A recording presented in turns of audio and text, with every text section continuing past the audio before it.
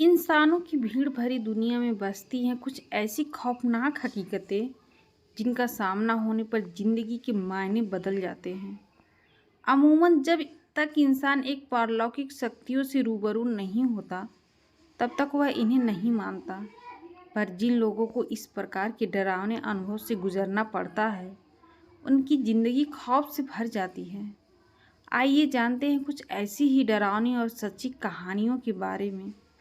गोंदल शहर में किराए के मकान में अस्थायी हुए अनंत पेशे से शिक्षक हैं। अनंत स्कूल में काफ़ी लोकप्रिय टीचर हैं। स्कूल में पढ़ाने के बाद वह बच्चों को अपने घर पर ट्यूशन भी पढ़ाते हैं। खैर, अब तो उनकी शादी हो चुकी है, पर जब वह कुंवारे थे तब उन्हें अपने किराए के घर में एक बेहद भयानक अनुभव हुआ था।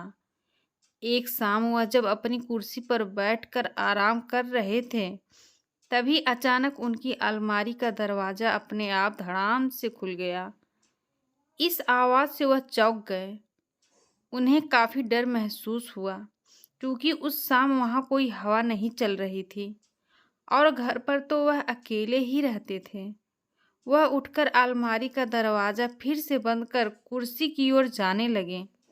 तभी उन्हें महसूस हुआ कि किसी ने उनका नाम पुकारा और वह आवाज़ उस अलमारी के अंदर से आ रही थी। इस भयानक घटना से अनंत बुरी तरह डर गए।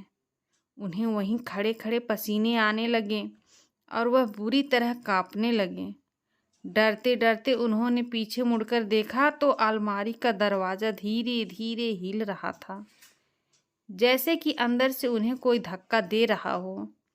खौफ के मारे कांपते हुए अनंत थोड़ी देर वह अजीब नज़ारा देखते रहे। तभी अचानक अलमारी से गाढ़ा काला धुआं बाहर आने लगा। यह सब पारलौकिक घटनाएं देखकर अनंत की चीख निकल गई। अनंत दौड़कर घर के बाहर आ गए और सारी बातें अपने पड़ोसियों को बताने लगे। अनंत के पड़ोसी उनके साथ घर में दाखिल हुए और उन सब ने वहाँ जो भी देखा उसे देखकर सबके होश उड़ गए। कमरे की छत पूरी तरह से काली पड़ चुकी थी। अलमारी के दोनों दरवाजे उखड़े हुए थे और सारा सामान नीचे जमीन पर बिखरा हुआ था। लोग कुछ समझ पाते इससे पहले ही वहां रखी अलमारी धड़ाम से जमीन पर आ गिरी।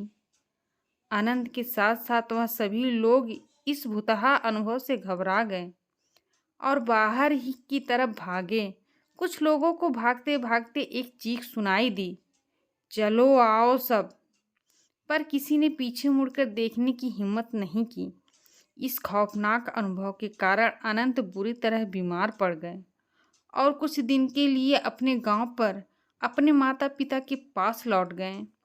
जब वो गोंडल वापस लौटे तो कभी उस घर में वापस नहीं आए और किसी मोहल्ले में रहने लगे। क्या थी इस खौफनाक घटना की वजह? मोहल्ले में रहने वाले बुजुर्गों से पता चला कि वो मकान अंग्रेजों के ज़माने की बनी एक हवेली को तोड़कर बनाया गया था।